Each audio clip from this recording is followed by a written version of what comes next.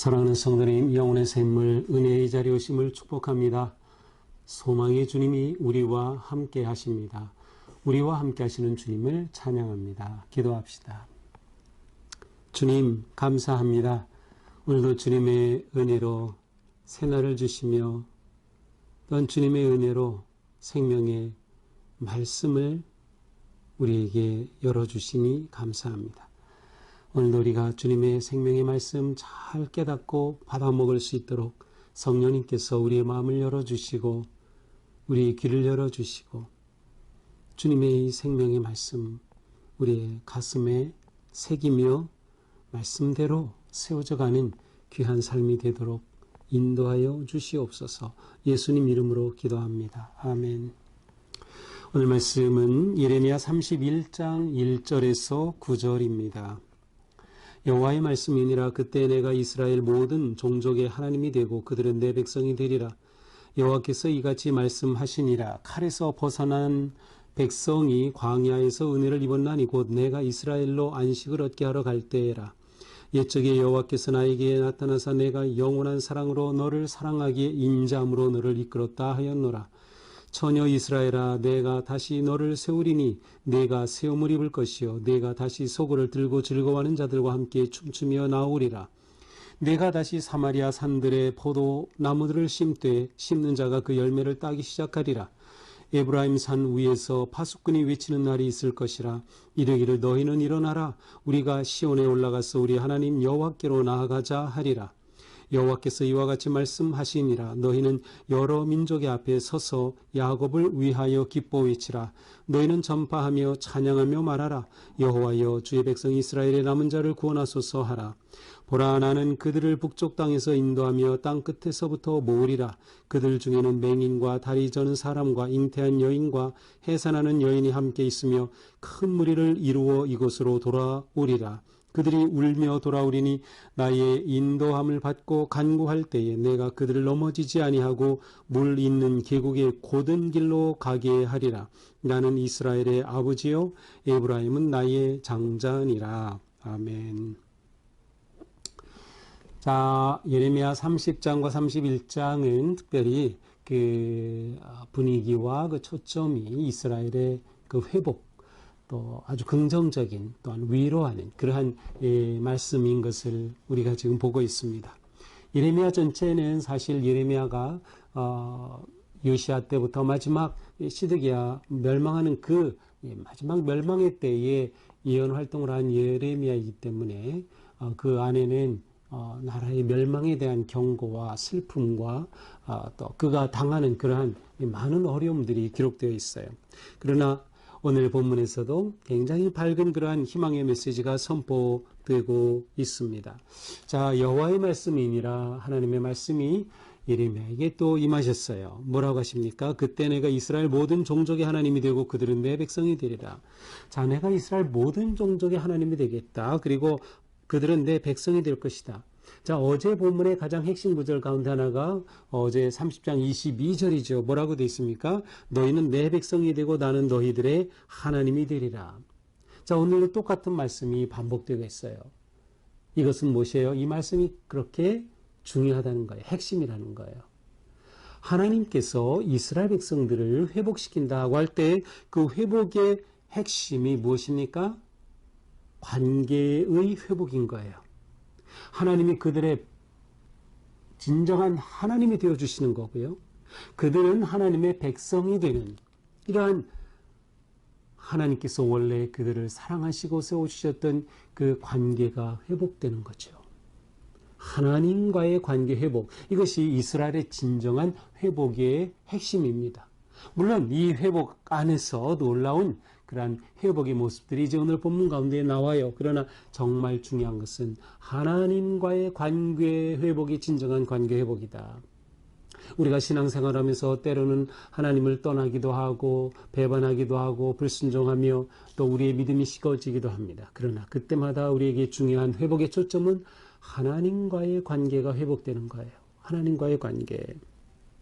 2절 하나님께서 말씀하시니라. 칼에서 벗어난 백성이 광야에서 은혜를 입어나니. 자, 칼에서 벗어났다. 어떤 이미지가 떠오릅니까? 그렇습니다. 이스라엘 백성들의 출애굽의 모습이에요. 이집트의 그 억압과 노예에서 벗어난 그들이 어떻게 광야를 지나갔죠. 그래서 광야의 은혜를 입었나니. 자, 하나님께서 그들의 하나님이 되어 주실 때 이러한 일이 있었음을 지금 말씀하시는 거예요. 하나님이 너희의 하나님이 되어 주시면, 회복되면 너희가 하나님으로부터 받았던 이 은혜와 사랑, 광야가 은혜가 되는 이 놀라운 일이 다시금 일어난다는 거예요. 그때 그렇게 은혜를 입었나니 내가 이스라엘로 안식을 얻게 하려고 할 때 이스라엘이 애굽에서 나와 하나님이 주시는 안식의 땅 가나안으로 들어가게 한 그때 내가 너희에게 그렇게 너희의 진정한 하나님의 모습으로 나타나지 않았었느냐. 3절 옛적에 여호와께서 나에게 나타나사 내가 영원한 사랑으로 너를 사랑하기에 인자함으로 너를 이끌었다 하였노라. 자, 여호와께서 나타나셔서 이스라엘 백성들은 어떻게 된 거야? 하나님이 우리의 하나님이 되어 주셔서 영원한 사랑으로 하나님께서 우리를 사랑하여 주셨으니 우리가 그 인자함으로 이끌었다. 하나님의 이끌리심을 받았다라는 그러한 그들의 아름다운 믿음의 회복을 말씀하고 있는 것이죠. 옛적에 여호와께서 나에게 나타나사 내가 영원한 사랑으로 너를 사랑하기에 인자함으로 너를 이끌었다 하였노라. 옛적엔 먼 데서라는 번역으로도 가능한데 또 역시 지금 출애굽의 사건과 관련이 되어 있어요. 하나님께서 이렇게 나타나셔서 영원한 사랑으로 그들을 인도하셨기에 바로 그 인자함으로 너를 이처럼 구원의 땅으로 이끌어 주셨다는 거죠. 이 인자하심, 이 사랑, 그 유명한 헤세드라고 하는 단어죠. 그렇습니다. 하나님의 인자하심이 이스라엘 백성들을 이렇게 사랑해 주셨던 거예요. 자, 이렇게 출애굽과 관련된 말씀을 하시는 이유가 뭘까요? 지금 이스라엘은 유다죠. 이스라엘은 이미 사실 북이스라엘은 멸망했고 유다가 이미 2차에 걸쳐 포로로 잡혀가 있는 상황. 그런데 하나님께서는 두 번째 출애굽을 지금 기획하심을 보여주는 거예요. 사실 두 번째 출애굽은 출바벨론이죠. 바로 이것을 하나님께서는 말씀하시려는 겁니다. 처녀 이스라엘아 내가 다시 너를 세우리니. 자, 내가 다시 너를 세운다. 출애굽 때 그렇게 그들을 끌어내어 하나님의 백성으로 세우고 그들의 하나님이 되어주신 것처럼 내가 다시 세우겠다. 여기서 중요한 것은 뭐예요? 내가라는 표현이에요. 하나님이 세우시고 하나님이 회복해 하신다는 거죠. 하나님이 회복해 해 주신다. 이스라엘이 이것을 알고 돌아오기를 하나님은 원하시는 거예요. 내가 세움을 입을 것이요 하나님께서 세우실 때 너희는 세움을 입는다. 내가 다시 소고를 들고 즐거워하는 자들과 함께 춤추며 나오리라. 회복되는 모습이죠. 하나님께서 그들을 회복시켜 주실 때 그들을 이렇게 소고를 들고 기뻐하고 함께 춤추며 나오는 그러한 회복의 모습입니다. 더 나아가 이 회복의 모습은 5절에서는 어떻게 나타납니까? 사마리아 산들의 포도나무를 심때자. 사마리아는 북쪽 지역이에요. 그렇다면 이곳은 북이스라엘입니다. 이스라엘이 둘로 나눠져서 북이스라엘, 남유다였었죠. 그런데 북이스라엘은 주전 722년에 아수르에 멸망했어요. 지금은 그렇게 멸망한 지 한 140년쯤 된 그런 때예요. 그런데 하나님께서는 이렇게 100년도 더 넘게 이미 멸망해버린 그 이스라엘까지 다시금 회복시켜 주시는 모습을 보여주시는 거예요. 온전한 회복. 하나님이 진정한 그들의 하나님이 되어주실 계획을 보여주시는 거죠. 그래서 그들이 사마리아 산들의 포도나무를 심고 그 열매를 따는 놀라운 회복의 모습을 보여주는 겁니다. 출바벨론 두 번째 출애굽의 놀라운 역사가 바로 이렇게 회복의 모습을 보여줄 것임을 선포하고 있어요. 자, 이때 에브라임 산 위에서 파수꾼이 외치는 날이 있을 것이다. 자, 파수꾼이 외칠 것입니다. 그들이 회복되는 그 놀라운 외침이죠. 너희는 일어나라. 우리가 시온에 올라가서 하나님 여호와께로 나아가자. 자, 이제 우리가 일어나서 여호와께로 나아가자. 지금 포로로 잡혀온 이스라엘의 그 포로들이 이 놀라운 파수꾼의 외침을 듣는 겁니다. 그리고 회복되는 시온을 향해 나아가는 그러한 정말 영광스러운 소망의 이미지가 나타나고 있어요. 일어나라, 올라가자.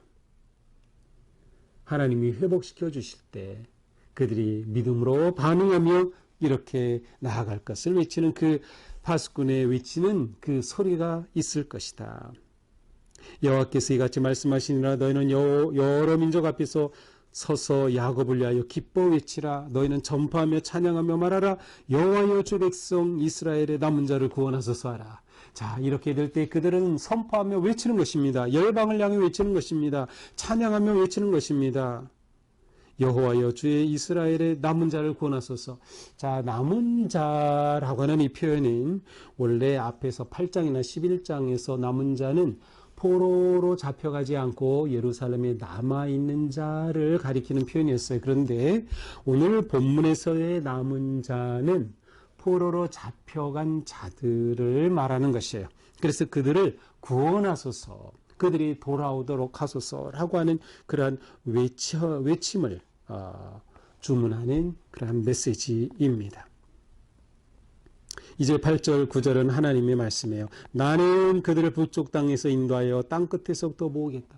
이제 하나님께서 흩어지고 포로로 잡혀가고 멸망한 이스라엘을 다시 모으는 거예요. 왜? 그들의 하나님이 되어주시려고, 그들을 다시금 하나님 백성으로 삼으시려고 회복시켜 주시는 겁니다.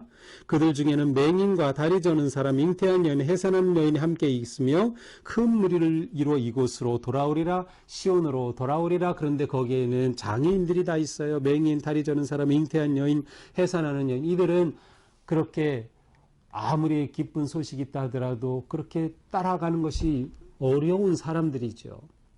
장애가 있기 때문에.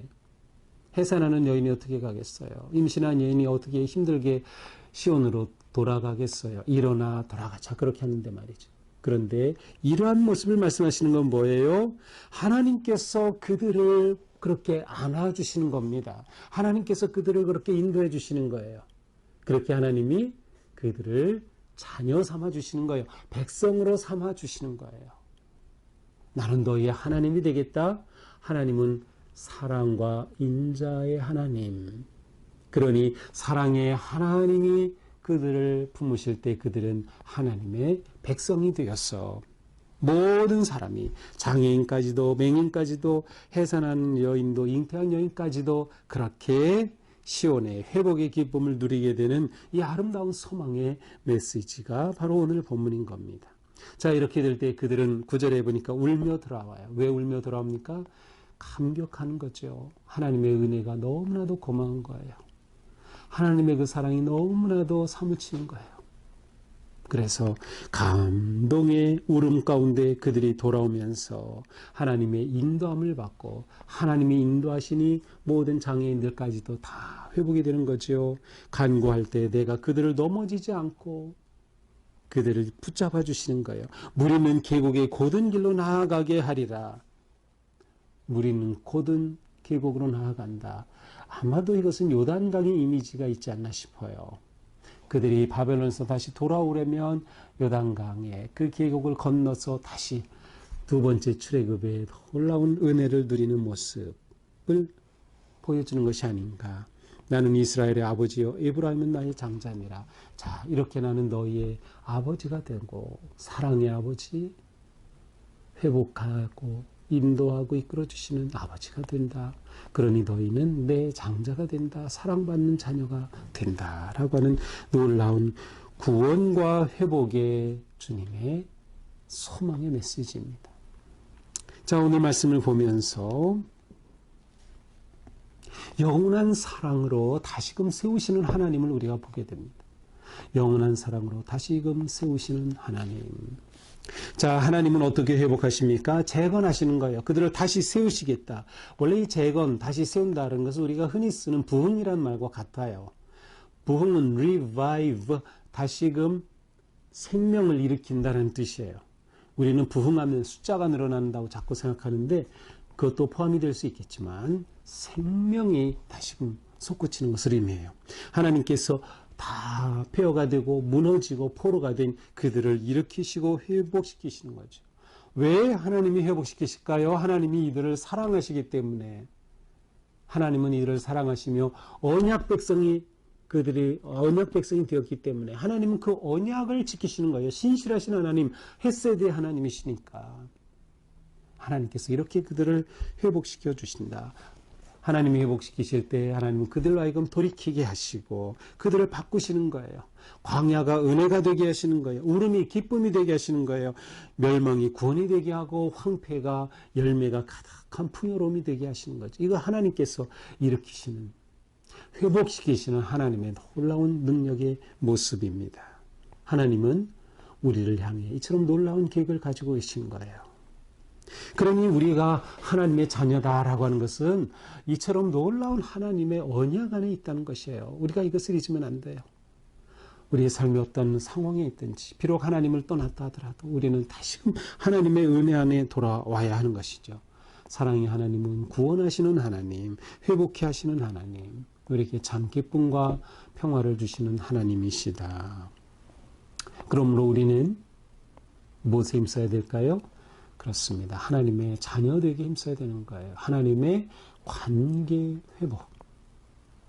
이것은 어느 특별히 정해져 있는 때가 아니에요. 매일이에요. 우리가 매일매일 말씀 묵상하고 기도하는 것은 뭐예요? 하나님과 더 가까이 가는 것이죠. 우리가 잘못된 길로 나아갔다 돌이키고 나오는 것이죠. 말씀을 통해서 우리가 다시금 세워지는 거죠. 하나님 앞에 우리의 삶이 다시금 바르게 세워지기 위한 것이에요. 이것이 관계 회복이며 하나님은 이렇게 우리를 오늘도 일으키시고 세워주신다. 오늘도 우리가 이 말씀을 생각하면서 하나님께서 오늘 하루도 우리를 일으키시고 세우시고 회복시켜 주시는, 그래서 우리의 믿음이 회복이 되고 하나님에 대한 사랑이 회복이 되고 관계가 회복이 되고 건강까지도 회복이 되며 주님의 베푸시는 그 은혜와 사랑 가득한 복된 하루가 되기를 축복합니다. 기도합시다. 주님 감사합니다.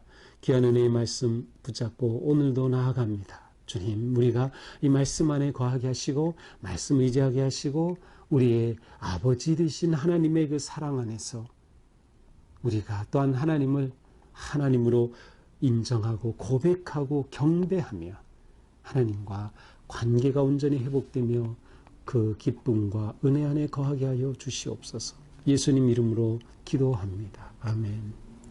네, 오늘도 주님의 은혜로 우리의 삶이 이와 같이 되기를 축복합니다. 사랑합니다.